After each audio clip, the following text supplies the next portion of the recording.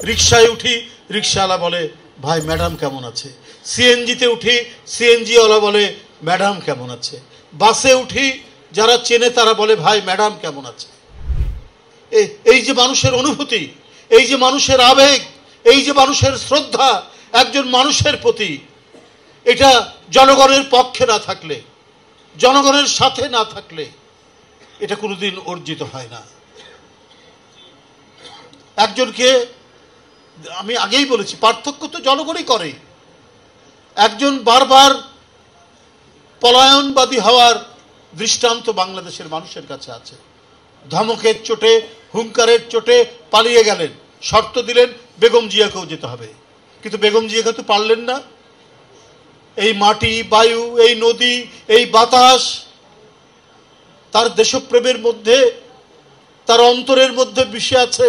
মঈনুদ্দিন ফখরুদ্দিন পারল না তাকে, জেলে গেলেন, জেল খাটলেন, তারপরেও তাকে টলাতে পারল না, বিন্দুমাত্র টলাতে পারল না। তো আমরা যে অহংকার নিয়ে ঘুরে বেড়াই, এই যে আমরা, আপনারা, আমি, মুন্না, নয়ন, রফি, সবাই আমরা যারা আছি, আমাদের অহংকার তো একটাই, দেশনেত্রী বেগম খালেদা জিয়া যে নেত্রী কথা দিয়ে কথা রাখে, যে নেত্রী ওয়াদা বরখেলাপ করে না, যে নেত্রী জনগণের প্রতিটি অঙ্গীকারের সাথে নিজেকে অত্যন্ত দৃঢ় এবং দীপ্তভাবে অটুট বন্ধনের মধ্যে নিজেকে যিনি জড়িয়ে রাখেন, সেই নেত্রীর আমরা তো কর্মী, সেই নেত্রীর আদর্শের সন্তান আমরা।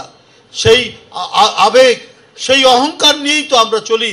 আমাদের নেত্রী, দেশনেত্রী বেগম খালেদা জিয়া এখন সারা জাতির জনগণ মনে করে এই জাতির এক কিংবদন্তি তুল্য নেত্রী বেগম খালেদা জিয়া। এই কারণেই আজকে মানুষ সব সার্বক্ষণিকভাবে তারা অপেক্ষায় আছে, তারা সব সময় শুনতে চাচ্ছে যে দেশনেত্রী বেগম খালেদা জিয়া কখন সুস্থ হয়ে উঠবেন, কখন আবার ফিরে আসবেন, কখন আবার জনতার উত্তাল তরঙ্গের মধ্যে তার সেই অপূর্ব কণ্ঠের যে ধ্বনি, যে ধ্বনি মানুষকে সাহসী করে, যে ধ্বনি মানুষকে উদ্দীপ্ত করে, যে ধ্বনি মানুষকে উদ্দীপনার একটি হিমালয় চূড়ার মধ্যে নিয়ে যায়, সেই ধ্বনি কখন শুনতে পাবেন, কখন সেই তার সেই মানে দীপ্ত পদচারণা এই বাংলার মাটিতে আবার দেখতে পাবে জনগণ। এই কারণেই আজ জনগণের মধ্যে এত আকাঙ্ক্ষা, এত আকুলতা।